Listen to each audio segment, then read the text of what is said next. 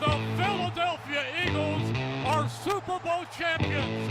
Eagles fans everywhere, this is for you. Let the celebration begin.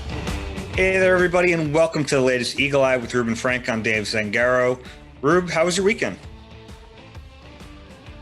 Oh, it was really fun. I sat around and did nothing, just like the last 50. Hey, that's not a bad thing. That's not a bad thing. I got out a little bit. It was nice outside. Yeah, it was beautiful. Yeah, I got out for a little hike. Where'd you go? Pinelands? Yeah, Pine Barrens, close to me. It's nice, though. I mean, it's like a 15-minute drive, and I'm just in the middle of nowhere. Did you see the, what do they got, like the monsters in there? The Jersey Devil? The Devil, yeah. The Pine Barrens Devil? Yeah, we hung out. The Pine Barrens Devil, the Jersey Devil. Yeah, we hung out. Jersey Devil. See, I haven't lived in Jersey in like 25 years, so like I'm calling it Pinelands. But it is Pinelands. It is. Pinelands Regional High School is there. Mm-hmm. Yeah, anyway.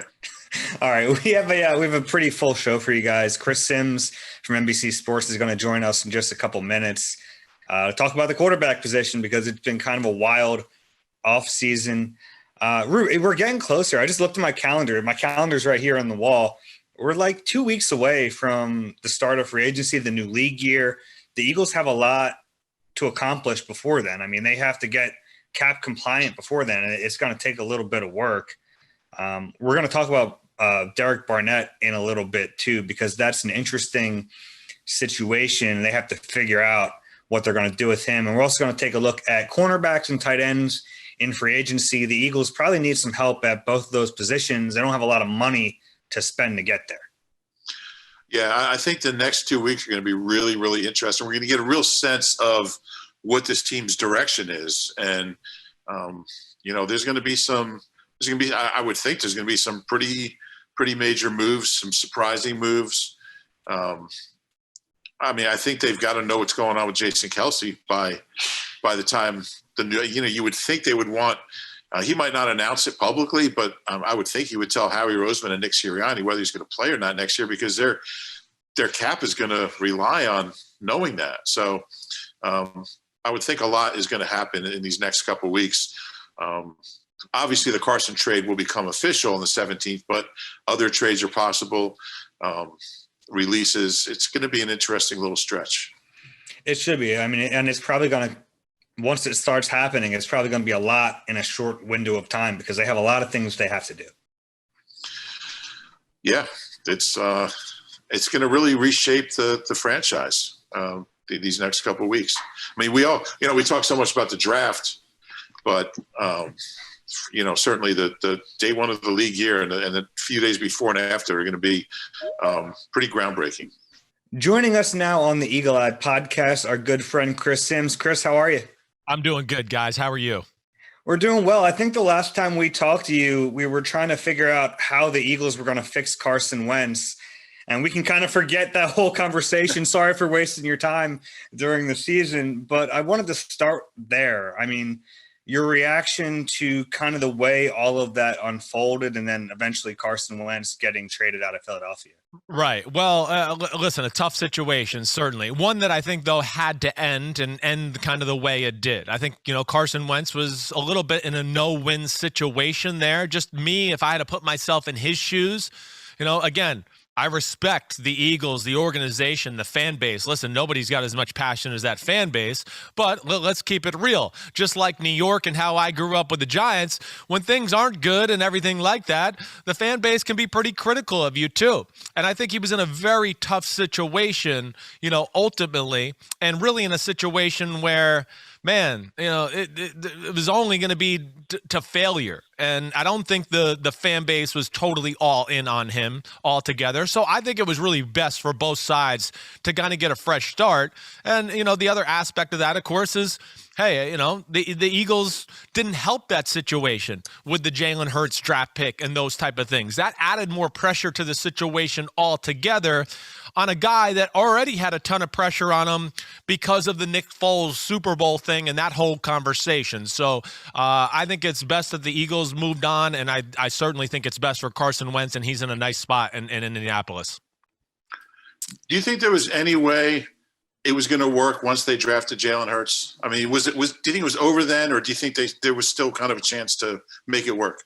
I thought maybe there was a chance, but I was very skeptical of that pick from the get-go. Anybody can go back and look at what I said at the time. A lot of people go, one of the things I constantly got pushed back on, Aaron Rodgers dealt with Jordan Love, and I want to go, well, that's Aaron Rodgers. I mean, he's the greatest quarterback of all time, in my opinion. He had already set himself. He's going to have a statue outside of that stadium at one point. So he could handle the pressures of that situation and everything that goes along with that. Carson Wentz was in a different situation altogether, like we kind of just discussed, where, there was pressure on him.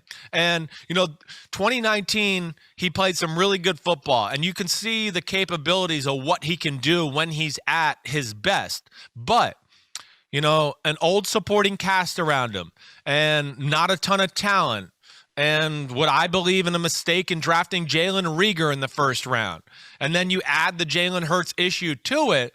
I just always thought, if Carson Wentz slips up or has a few bad games, you're going to hear the conversation of getting Jalen Hurts in there. Jalen Hurts, he came from Alabama and Oklahoma.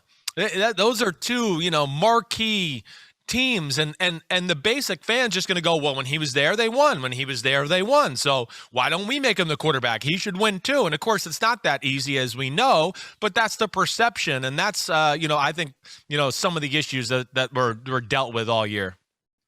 I wanted to ask you about Jalen Hurts because we saw him for really like 3.5 games. Did some okay things, did some things that leave you a little bit of room to worry about. Kind of wondering what you saw from him and what you think he might be going forward.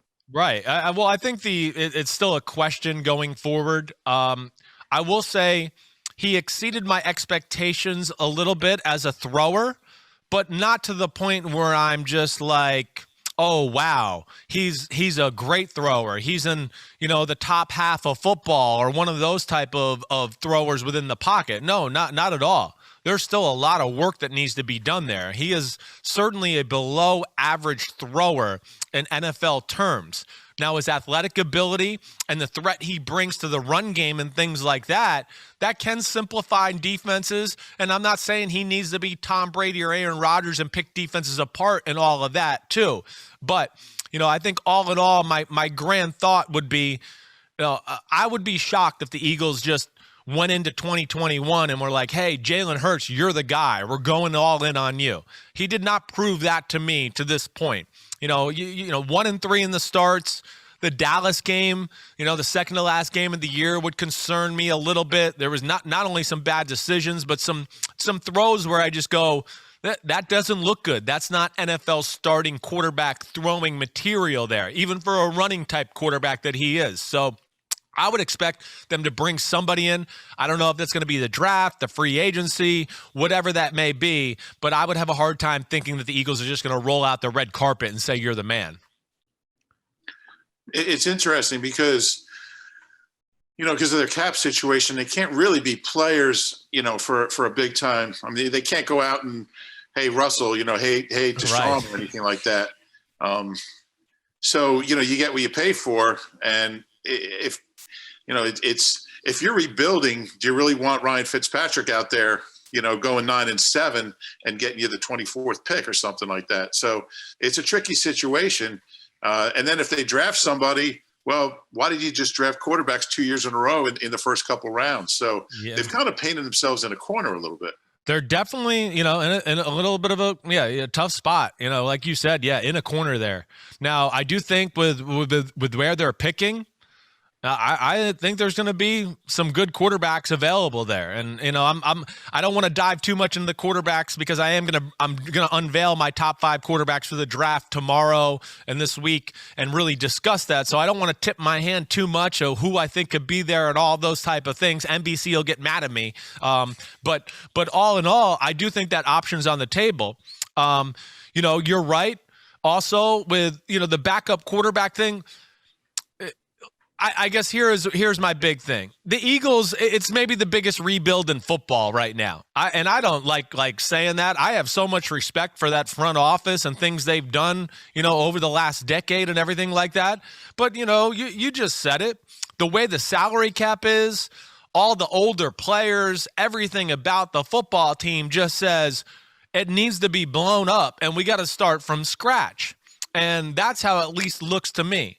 And I don't know what that means for them as far as their approach at quarterback, but I do think there can be a really good NFL starting caliber quarterback to be had there at pick number 6. There's no doubt about it. Or, to your point, do they want to go the Andy Dalton, the Ryan Fitzpatrick, something, Jacoby Brissett, who might know the system really well, things like that, to have them in for a year, and maybe they kind of figure out the quarterback situation on the fly as they going into the 2022 draft and things like that. So the options are there. I just don't know what the hell they're going to do right now. I don't think any of us do, Chris. But all right, say you're Howie Roseman and you're looking at this situation. What would you do? I mean, you're looking at this crop of quarterbacks. You think there might be one at 6. Do you take that gamble, or do you say, let's roll with Jalen Hurts for another year? I would probably take that gamble. I probably would. I never evaluated Jalen Hurts through my process, and I know he's a fine young man, and he's got charisma and leadership skills and all that. But there's just nothing that I ever saw that led me to think he's an NFL starting quarterback. And I don't like saying that about a young kid. And listen, I hope he proves me wrong. And if he proves me wrong, I'll be on here to go, way to go, Jalen Hurts. You made Chris Sims look like a dumb idiot. Way to go. I hope that's the case. I do. But I think, all in all, I probably would be seriously thinking about the quarterback and the draft route. I would. I'm very impressed with the top guys that I've seen in the draft. I really am. There's 5 or 6 guys that I look at and I go, these guys are NFL starting quarterbacks, and they can be something in the league for sure. And so that possibility is there. Now, the other aspect of that is, do you do that? And if you do that, okay, Jalen Hurts is there. Yes. But again, that's going to put pressure on the situation of your young quarterback once again.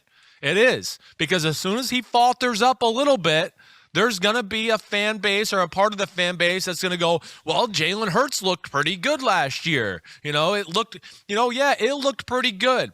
But my money would bet more on the more time goes and the more he plays and the more people figure out his tendencies and his inability maybe to stretch the field in all areas in the pass game, that it will look less and less as far as a passing quarterback. That would be my thought right now.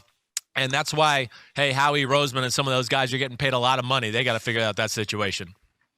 What about the notion of at number 6, you get the best weapon that you can for Jalen Hurts? Whether it's Kyle Pitts or one of the receivers, who's the best guy that can help him out? Work on that offensive line, get those guys healthy, and maybe you can get another year out of them. Maybe Kelsey comes back. Yeah. You have a new play caller. And try to get Jalen Hurts in the best possible position and give him a year and see what he's all about. And then if it doesn't work, if it's a disaster, you're going to pick in the top 10 again anyway. It's a good thought. It's a good thought.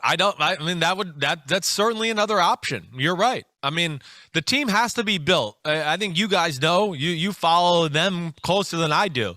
There's holes all over the roster. So regardless, you're right. They need all these. So whether, and I haven't dove into the wide receiver position and all that, but I know there's some really talented ones this year. So you're right. They're in a position to go, like you said, let's just go another year. Let's get a backup quarterback in here with, some experience. And we know he's not a starter or a guy that's the guy of the future, and have him back up Jalen Hurts in case it falls apart or whatever else, just to be manageable in the offense, but also build your team in the meantime as well. I certainly think that's a realistic avenue and approach to take. I do. And I think there's going to be plenty of offensive weapons out there at number 6. I mean, the receiver group, like I said, it looks pretty talented at first look. I just haven't really done my deep dive scouting quite yet. It's kind of more TV on that position at this point. Chris, it's funny. We're sitting here talking about the Eagles quarterback position, and Reuben and I go through this all the time. We're like, how do we get here? I mean, from having Carson Wentz be the guy to now a couple years later, it's all gone. Yeah. I wanted to get your take on how you think he's going to do in Indy. It seems like a pretty good situation for him. It definitely does. I'm still a believer in Carson Wentz. I am, as far as what I see in the field. Now, I mean, there's things that, I've heard the same things you guys have heard. I know people in football and on the, in the Eagles organization.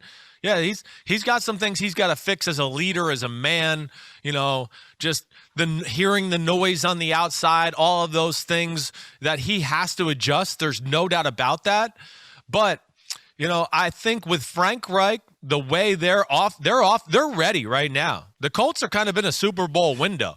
They needed to get a quarterback, and they're kind of good on offense. It's one of the best offensive lines in football. They got a lot of good receivers, tight ends. Running back was third in the football in rushing last year.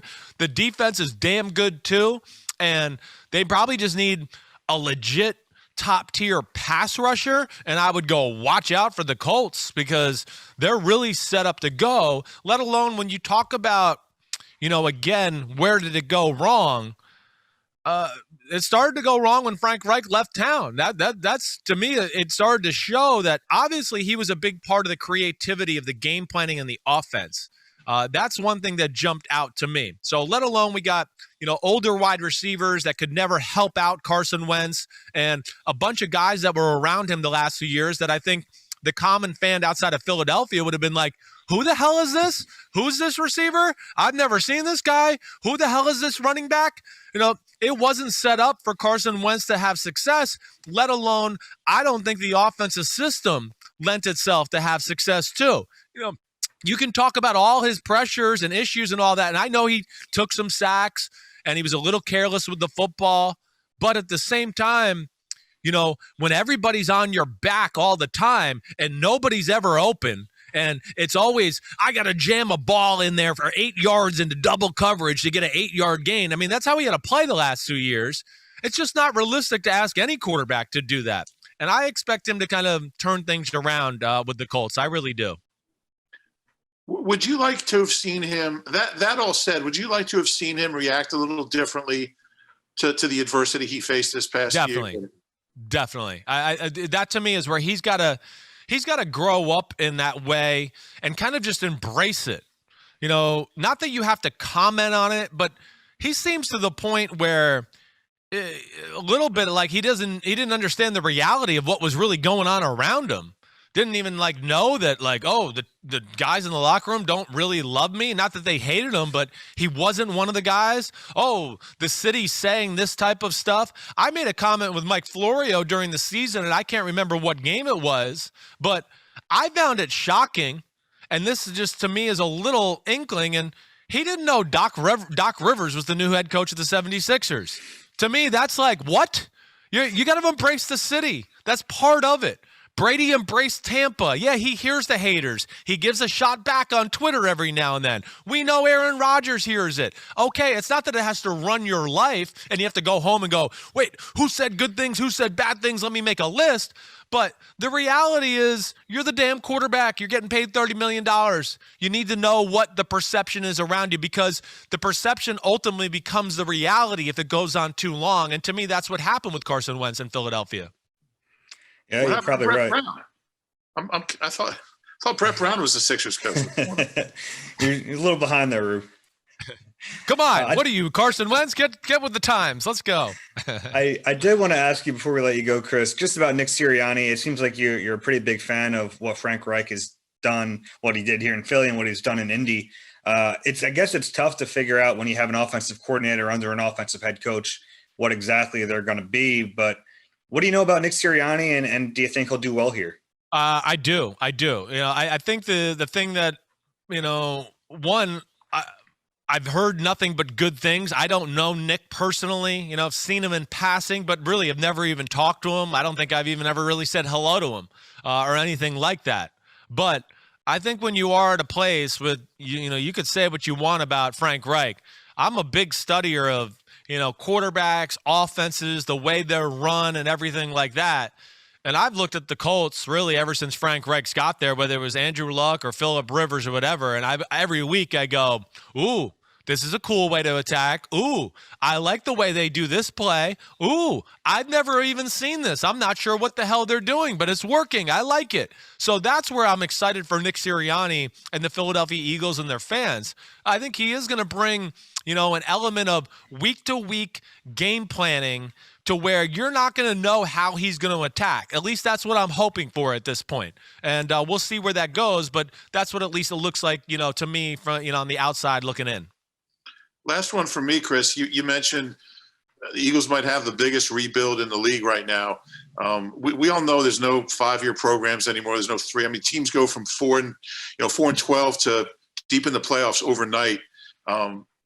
Give Eagles fans something to feel optimistic about. I mean, if you make the right moves, you can turn things around in a hurry in this league, but you got to make the right moves. You do. You got to make the right moves. Howie Roseman's proven that he's capable of making the right moves. There's no doubt about that. So I'm not sitting here looking like, oh, man, the Eagles are screwed and they're not going to be relevant again to 2024. No. I think it's like you said, this day and age with free agency, the draft, everything like that. I don't expect 2021 to be anything special. I'm hoping just to see things going in the right direction. We can all see, ooh, this coach has something. A la like a Kyle Shanahan out with the San Francisco 49ers. His first year there, they were 0-10 at one point. But the fans were like kind of excited because every week you were like, wow, we look at these exciting plays and we're explosive and on offense and this is fun to watch. That's what I want to see in year one. And then hopefully you could start to get the pieces around it that really fit the system and the guys that Nick Sirianni thinks like, hey, Howie, I like these kind of guys at receiver. I like these kind of guys on the offensive line. They fit my system. And then you can go, hey, 2022, watch out, and maybe we can start competing again and get back in the thick of things there in the NFC and maybe get back in the playoff picture. I don't put that out of the realm of possibilities at all. Howie has drafted just one Pro Bowl player since he came back into power in 2016, so there's a lot working against him. Yes, he does. Yeah, he does. The draft has not been the best, but he's found other ways to make things happen, certainly. He did draft Carson Wentz, who should have been the MVP in football the year he got hurt. Guys like Zach Ertz, certainly. I think he drafted. Did he draft Zach Ertz? I'm pretty sure he did. Right. Yeah.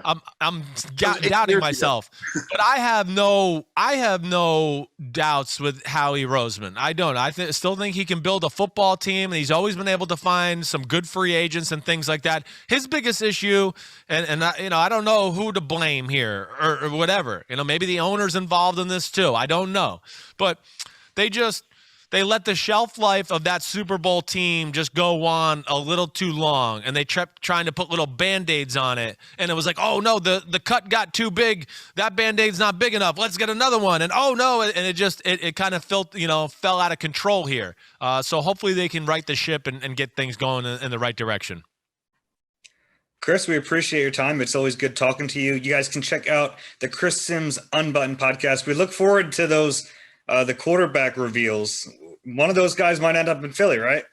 I think there's a good chance. I really like this class. I really do. I think there's some talented guys, certainly. And if you're sitting there at 6, I would think there could be 2-3 guys maybe that you like there in Philadelphia. So we'll see how it goes, how it shakes out. You never know what happens here with Deshaun Watson and Russell Wilson, and all those things are going to have a play in this when it's all gets said and done. But tune in. I got a pretty good history with evaluating quarterbacks. I'm not always right, but I'm pretty damn good. I do my homework. I work hard, and of course, I've been around it my whole life. So hopefully, I can be somewhat right this year.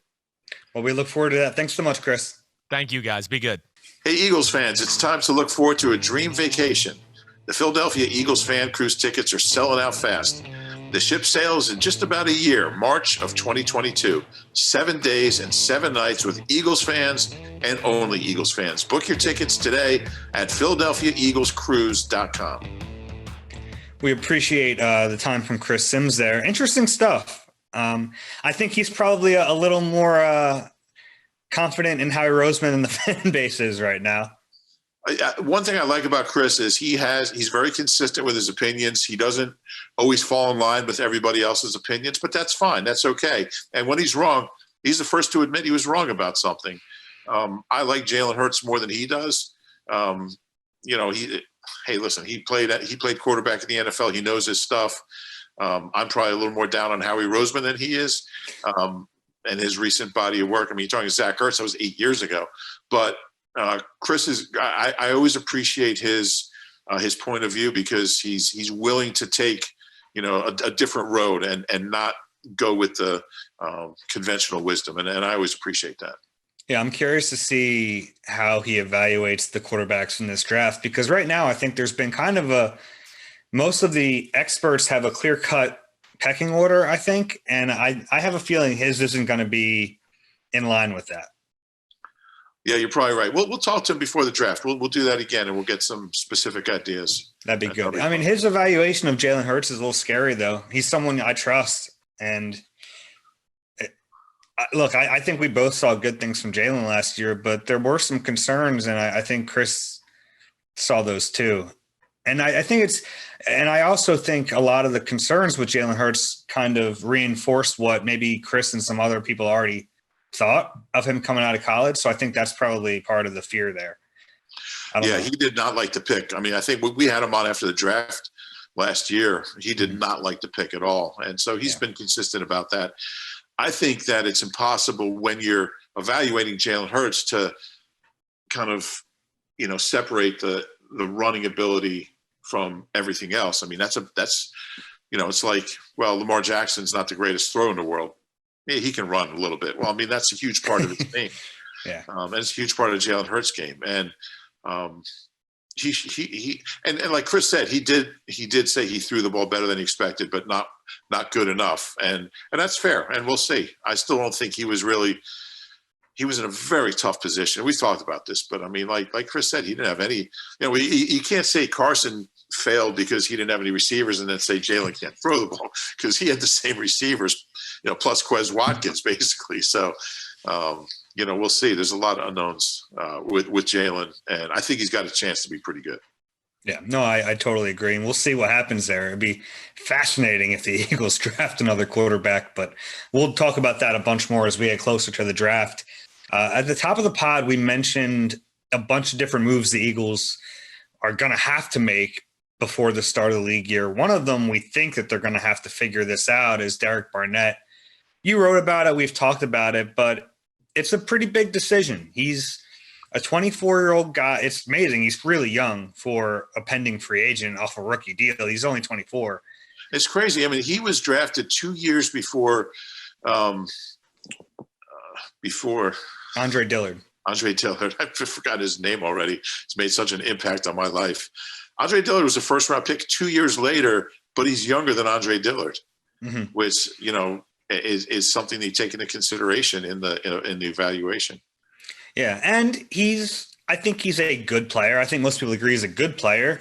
Is he going to become a great player? I don't know. Who knows? We always joke about it. Our opinions of Barnett are a little different, but it's a tough decision because we both agree he's not worth $10 million in 2021. The problem is, how do you come up with a price for a guy like this? Because you're paying all on projection, and the projection's a scary one because this guy hasn't even stayed healthy. Yeah. I don't know how you do it. It's hard because there's times where you look at him and you're like, this is a 12-sack guy. This is a 13, 14-sack guy. And you see that. You see those flashes, and then you don't see him show up for a few weeks. Then he gets hurt. So is he always going to be that, or is he going to develop? I mean, he's going into year 5 now. So, yeah, he's young, but he's got 19. He's averaging under 5 sacks a year. And obviously he's missed, I think it's 16 games now in 4 years. So he's playing, he's playing 3/4 of the time. You've got to figure out what you have in him, and I don't know how you do that. But I do think if he hits the open market, I don't think he's coming back, because I do think there are times, and again, it comes down to March 17th. The Eagles have his negotiating rights exclusively till then. And if they want to come up with a long-term deal that gives them cap relief, but pays him fairly over the several years of his deal, then they have 2 weeks to do it. And it's a gamble because, you can go and say, look, we got Josh Sweat, who's still on his rookie contract, and has he's probably outplayed Derek Barnett as far as, production per snap. I mean, he's got more sacks per snap than Derek Barnett. I don't know if he'll ever be as good as him, but he's also gotten more pass rush opportunities, like on third downs. And that's true. That's true. He's not playing. Barnett's playing a lot of first downs, second downs, running situations. That's true. But there's just so much that goes into it. If I'm Howie Roseman, I'm like, I could give this guy $6.5 million a year over 4 years and make that kind of commitment. If he'll take it, which we don't know. We don't know how Derek Barnett sees himself. He might see himself as an $8 million guy. And pass rushers make a lot of money. But Howie might say, I got Brandon Graham under contract for another year. I got Josh Sweat under contract for another year as a 4th-round pick. And we're in a rebuilding stage. But then you say, well, he's 24. So there's no easy answer. It's a really interesting situation. And I'm really curious to see how they'll handle it. I still think they're going to sign him to a long-term deal. They're going to structure it so there's not a big cap hit in the first year. Their cap situation for 2022 is okay. It's fine. It's great. It's great. So you start the big money that year. You take care of him. You have a 24-year-old, player who has a chance to be very good under contract, and you go forward with Sweat and Barnett after Brandon Graham retires or whatever happens with him after this year. But then again, Sweat's a free agent too, but by the time he hits free agency, you're not going to have these issues. So I think that's most likely, but nothing would surprise me. And a lot of it's Derek Barnett. It's not just the Eagles want to sign him. He's got to want to come back. He's got to want to, there's a new coach here. He's going to have a sense of what, even though there's, the tampering period doesn't start till March 14th, he's going to have a sense of what he's worth on the open market, because agents talk to teams, and he might want more money than the Eagles are willing or able to pay. So it's a fascinating situation. It is. And I don't know the right answer. I think they extend him. I think they find an extension, pay him around $6 to $7 million a year, maybe some incentives in there. Let him bet on himself a little bit. I don't know what the incentives would be. Incentives are probably escalators more likely. So if he hits a sack escalator, 10 sacks or a Pro Bowl escalator, which, hey, if he makes the Pro Bowl, the Eagles will be happy to pay him more money, like something like that. I think that's possible. And the Eagles have written in those kind of escalators and incentives in contracts before. So, and just in case people don't know the difference between escalators and incentives, an escalator changes every base salary in the remaining years of the contract if you hit a certain performance plateau. So you say and it could be like a series of them. Like if he gets 10 sacks, each base salary goes up $500,000. If he gets 12 sacks, each one could go up $1 million, or 15 sacks, something like that. So it's a fair way to do it. But it changes the whole contract as opposed to incentives, which just pay you that year for your performance. Exactly. We'll see what happens there. And it's just one of many very fascinating things they have to figure out over the next few weeks here. Because they have to be, it's funny. I've had someone ask me, what happens if the Eagles aren't under the cap by the new league year? I'm like, I don't know. That's not an option. They have to be cap compliant on March 17th when it kicks off, and they will be. They have some work to do. You lose draft picks, right? If you're not. Yeah, I think so. Yeah, and that's obviously not going to happen. They're going to figure out a way to get under the cap, and we've gone through those ways before. The easiest way is to figure out that Derek Barnett situation. That would save you quite a bit of cap space. I wanted to talk about some free agent targets, and the free agent target series this year is so different because normally the Eagles are pretty big players in free agency. Like they're every year they're going to land one of the top guys. It seems like they do that quite often, whether even last year, Javon Hargrave was a pretty big fish. That's not going to happen this year. They just don't have the money to do it. So this series has really kind of taken a different approach, or I've taken a different approach with it, kind of looking at more bargain bin options. So let's go through cornerback real quick. I have 5 names here, and then we'll go through 5 names at tight end. It's an interesting situation. Darius Slay is someone who, if I'm the Eagles, I really try to gauge his value in a trade because he's older, he's making a ton of money. I don't know if he's going to be good when you get good. So I think that has to be on the table. And then they have Avonte Maddox. What's he? Nickel Roby-Coleman's a free agent. He's probably not going to come back. A lot of unknowns at the cornerback position. And let's start with Xavier Rhodes. And I'm starting with a guy who doesn't fit, right? Because he's 30. He's probably going to make a decent chunk of change if he goes to the right team. But with his connection to Jonathan Gannon, I felt like I needed to have him on this list because not only did Gannon get him playing at a high level again last year, a lot of people credited him for getting him to Indianapolis last season.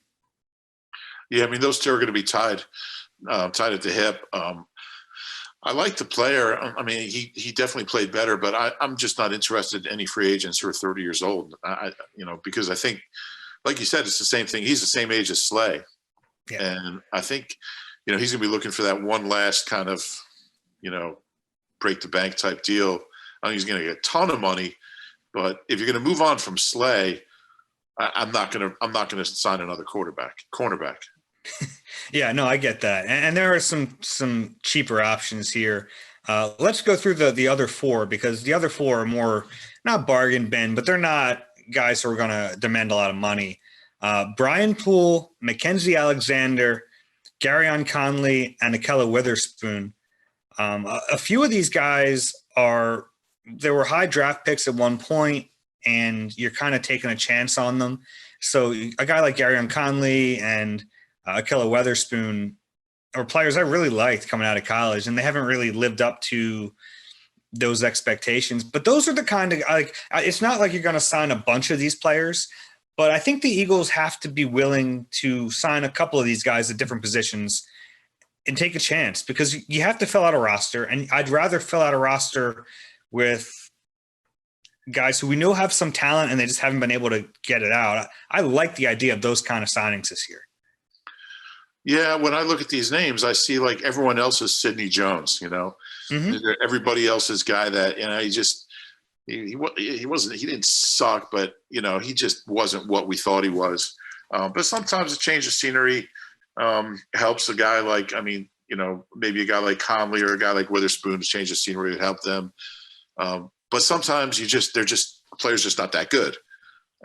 Sidney Jones changed the scenery. He was still the same player.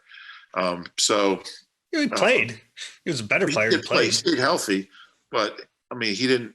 He was what he was here. He wasn't any better or any worse. He was just an okay player. Made a play once in a while. But if I was the other team, those are the guys I want. I see there was talent there. Akella Witherspoon's like 6'3", super athletic. If I'm a coach, I'm looking at that guy like, yeah, I'll take my chances with him. And he started a lot of games there. He played a lot. And he's kind of, that's why I say he's like Sidney in that there were times there were times we thought Sidney was going to be, there were moments where we thought, wow, Sidney's, he's going to be the guy. He's going to be a player. These are, to me, I'd rather, it gets into the draft. I'd rather draft a guy, but their draft record is just so bad, especially with cornerbacks. Gosh, when's the last time they drafted a really good cornerback? Yeah, but I don't think signing these guys prevent you from. Yeah, I hear you. None of these guys excites me. I guess that's a long-winded way of saying that. None of these guys excites me. I think out of all of them, I like Brian Poole. I think he's more of an inside guy. But he's a guy that I would. I think they're probably going to need a slot. Yeah. You're right. He that's where he played with the Jets. So you think he'd probably be inside, and they're not going to re-sign Roby-Coleman. Cravon's a free agent too, so they're going to need someone to play inside. It might be Avonte. I think that's where Avonte. If you're going to play him at corner, I think you should play him inside. I like him at safety more, but I don't know if they're going to do that. We went from they have so many slots. Like, what are they going to do? They got Cravon, they got Nickel Roby-Coleman. Going into last year, they got Avonte. They got all these slots. They don't have any slots. But yeah, I think Avonte, if he's going to play, it's not going to be. It can't be outside. It's got to be in the slot. So I think he's got a chance to be decent there. But I just don't know. I'd still play Avonte at safety. Avonte, Well, Avante hasn't done much since his rookie year, man. I mean, he just, like a lot of those mid-round picks. What was he, a 4? They flash and then they kind of level out to what you thought they were. He gets hurt. I mean, I like a lot about his game, but I just don't know if you want to build around him. It'll be. What's funny? I did a look at possible extensions last week, so that all the guys who were drafted in 2018 are now eligible. So, I put Goddard on there and Josh Sweat and even Jordan Mailata, who was a 7th-round pick. I didn't put Avante. And it's funny because after their rookie years, if you were to ask me which guy I thought in a couple seasons would be the one I'd say they should extend it, Avante, after that rookie year, looked like he was a real player. And I think they've just put him in situations where he's been at a disadvantage. He's not an outside corner. Yeah. He's not CB2. No, he's not. We said that even before the season started. I think we kind of knew that. And their thing was, well, he's short, but he could jump. But he's just not good enough. He's just not good enough to play there. So I think sometimes guys are a victim of their versatility. Well, Avante can do anything, so we're going to just keep moving him around, and he'll never really find a spot.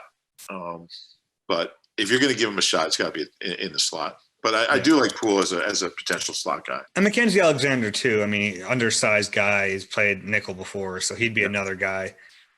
I think they are going to sign a corner. I don't think they need bodies, and you can't. The way the offseason is structured with the free agency before the draft, you can't just wait and draft guys. You have to sign players. Conley's an interesting guy. He was hurt last year, right? Did he play last year at all? Yeah, I think he played a little bit less. Or did he get hurt before the season? But he missed the entire year. Yeah. So he's not going to get a lot of money, you would think. He's an interesting guy. There's another way to get cheap guys too, is players who have been hurt. Malik Hooker's another one. Although Howie's big thing was we got to stop getting guys who were hurt. So, because the guys who've been hurt tend to get hurt, and they're trying to figure out why their entire roster is always hurt. I get that, but when you're in this cap situation, you got to be inventive. You got to try to figure out ways to get cheaper players. I hear you. Well, Conley's an interesting name. He's not going to get paid a lot. So, I mean, they are in a position. I mean, I think once they get the cap in order over the next couple of weeks, it's not like they're not going to be able to sign a couple free agents. They will be. They're just not going to be the big name type guys, like you said. Exactly. Let's look at tight ends. It's not a great free agent class. Hey, and the free agent position, when you look around the league, there's the top guys, and then there's like a little subdivision of that, and then it's the rest. I mean, if you don't have one of those top guys, you're kind of left without one. I mean, and when you're talking about production as receivers, there's a lot of guys in the same sort of category. Let's just go through them. We know that Zach Ertz probably isn't going to be back. Dallas Goedert's going to be here. Richard Rodgers is a free agent. Richard Rodgers is a better option than some of these players I'm about to mention. So that has to be. I think they're bringing him back. I think we disagreed on him and stay or go. I think. Yeah, we did. I just think it makes sense to bring him back, because I think he's a better option than what's out there. Yeah, and you might be right. I just think that there are some players here we're going to get into that have some connections. Trey Burton, who we know really well, has a connection to this coaching staff, a free agent. He went elsewhere. He was okay in Chicago that first year. Wasn't very good the next year. Went to Indy. He hasn't had the type of career we thought he was going to have, but he's still decent. Yeah, he caught 50 balls that first year, and then he was hurt the second year, and he was hurt the double doink game. That was his first year there, and he didn't play in that double doink game. That's right. I'm not real excited. I mean, he's got to be 30 by now, right? He's around the same age as Richard Rodgers. Not think Richard Rodgers is younger, but yeah, Burton turns 30 in October. I think Rodgers is 28, so he's a year younger. But Trey's a great guy. He was a big part of Eagles history. But I'm lukewarm on Trey Burton. I just look at it like Trey Burton and Richard Rodgers are kind of similar players, right?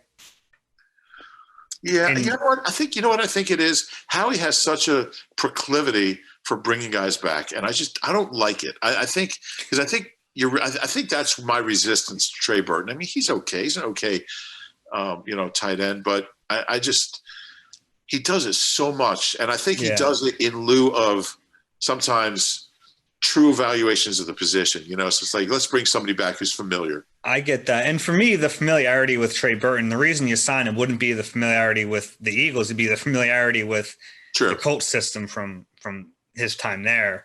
So it's funny. I'm not even thinking about his time from here before. We know the name, obviously, but his connection with Sirianni is really the reason, and Jason Michael is really the reason I would think about that.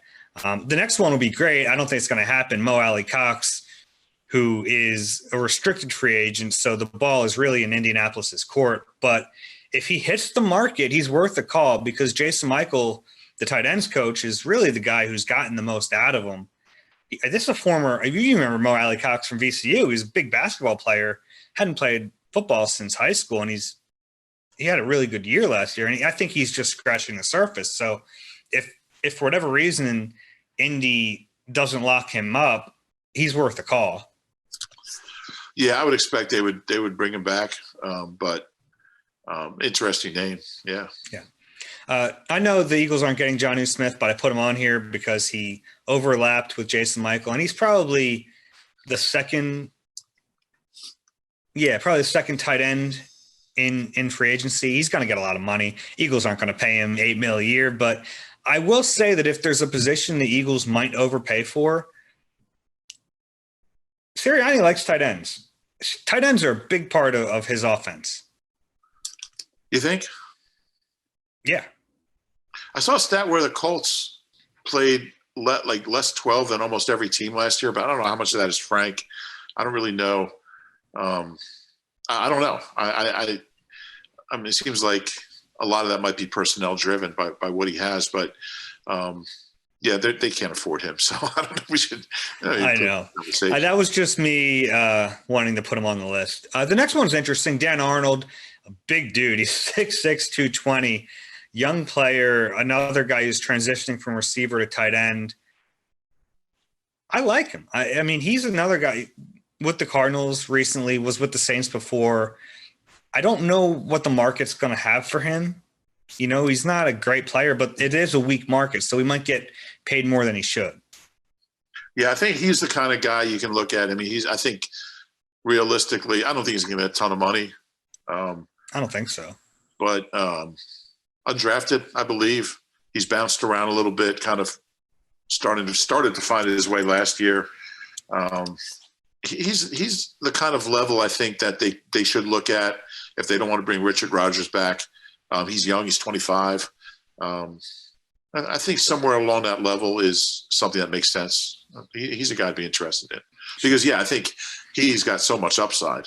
I mean, and that's what I want. If you're going to have to bargain shop here, at least bargain shop with, low risk, high reward type guys. And whether that means, they're former draft picks who didn't work out. They're young guys like this who are really athletic and there's a skill set, or they're injured and you're taking a chance that they're going to be able to rehab. Now, I'm not saying you sign 30 of these guys and here's our team because that's disastrous possibilities, right? But a few of these players, these types of players are ways to bargain shop and you take your chances. And you see if you give them 1 year deals or a couple year deals and you see what you have. And then when your cap situation is fine, maybe you have a stud. Who knows? I don't want any free agents who are 27 or over. I just don't. I think that defeats the point of a rebuilding. I just think you gotta really commit to it. And there's enough guys out there. And he's the kind of guy who, when you sign a guy, there's going to be a question mark about whoever you sign, because at the price that they're looking at, either he's coming off an injury, he's new to the position, he's had one good year maybe. There's going to be something like that for all the guys that, he got cut here, it didn't work out there. You're not going to get tier one free agent. And all the guys that they're looking at or that they're really realistically going to be able to sign there's something about them that's going to drop their price tag. So you have to kind of project what you have. And with Dan Arnold, I see a guy who has the potential to be a pretty good player. I'm really fascinated to see what the overall free agency landscape is like this year because of the cap. And it's a little higher than the floor the NFL and NFLPA set, but it's so much lower than what we anticipate the cap being next year. So how do teams handle it? How do top free agents handle it? Is a top free agent going to be like, I'm only taking a 1-year deal because I know there's going to be a lot more money to be had next year. I'll take a 1-year deal. I'll get paid a decent amount of money, but I want that flexibility to then next year make some real change. I think that's what's going to happen. That's what I would do if I was a player right now. If I'm a whoever, I'm a top free agent at any position and I can get $6 million this year and know the next year I'm going to have a chance to get a really lucrative long-term deal, I'm waiting. Yeah, I also think, teams aren't going to be in a hurry to give out 1-year deals. Teams just don't want – every player wants a 1-year deal, because then you're a free agent again. That's why I never understood why players didn't like getting, franchise tag, because you get this guaranteed chunk of money and you're a free agent again in a year. But I do think it's going to be – like if I'm the Eagles, I wouldn't sign anybody to a 1-year deal because the 1 year is a year where you're kind of saying, you know what, we're going to be 6-10. So if we like you enough to bring you in at 25, 26, we want you here for, at least 2 years, probably at least 3 and have that, have him under, have contractual control of that guy for a few years. None of these guys is somebody I would really want for 1 year, and unless it's the only way to get them. And you really, I can't see a scenario where you would do that, but but these guys are going to want, if you're a Garyon Conley coming off injury, you probably want that 1-year deal. I'm sure you would, but I don't see how it makes sense. I think it would make sense for a team that thinks they can win this year. But I don't see how it makes sense. And again, the free agent contracts generally go up by a percentage that the cap goes up. So if the cap goes up 15%, the average free agent contracts go up 15%. So this year with the cap going down, like 15% or whatever it comes out to 18%, you would expect those contracts to come down by the same amount. So for the player, yeah, it makes sense to take, to try to get a 1-year deal. But for the teams, unless you're trying to win now, win today, and you think you have a chance to go 11-5, I don't see where the value is for the Eagles. Watching the market change over the years has been really interesting because you think back to, 2016 when they signed Brandon Brooks and Rodney McLeod, really two of the best free agent signings in franchise history, I think. Those are the kind of deals they thought were going to be how they viewed free agency going forward. But then those level players started getting paid way more. I think teams saw the value in signing good, not stars, to lucrative contracts. And all of a sudden, like those level free agents, it almost didn't make sense to pay them as much money as they were getting. So it's fun to watch it kind of go up and down. And it's fun that, honestly, that's one of the strengths of Howie, is figuring out the market for things. He kind of screwed it up a little bit last year with the receivers. He's admitted that he waited too long, and hey, those players didn't play great, but he waited too long to sign a receiver because he didn't know the price was going to come down. He put that money in Javon Hargrave, who we'll see, but he's generally pretty good at reading how those things are going to go. It's one of his strengths, and he has a lot of weaknesses that we talk about quite a bit, but I think that's one of his strengths, honestly. Just one last thing we wanted to get to before we wrap up this pod. Irv Cross, the great Irv Cross, died over the weekend, Reuben. Irv Cross, drafted in 1961 by the Eagles, spent 6 years here. He was a 2-time Pro Bowl cornerback. He was a really good player. Went to the Rams for a few years and then finished his career here as a player coach, actually, in 1970. And then went into his most successful career as a broadcaster, was CBS TV for 15 years, NFL Today with Phyllis George and Brent Musburger. Really groundbreaking show. It was the first live pregame show. He was the first black to be a full-time analyst on national TV, and really a pioneering broadcaster. Went on to work in athletic administration, did a lot of charity work, Big Brothers and Big Sisters in Minnesota. A great guy, class act, a great player. I mean, people forget because of his broadcasting success, but he was a two-time Pro Bowl cornerback for the Eagles in 64 and 65. So he died in 81. Sad to hear. Class act, great guy, and our wishes go out to his friends and family. Absolutely. If you enjoy the Eagle Eye podcast, please do us a favor, rate and subscribe wherever you get your pods. If you're watching on YouTube, hit like and subscribe there as well. We want to thank Chris Sims for joining us. Great stuff from Chris. Be sure to check out the Unbuttoned podcast. We're waiting to hear the reveal of those quarterbacks. For Rube, I'm Dave. We'll talk to you soon.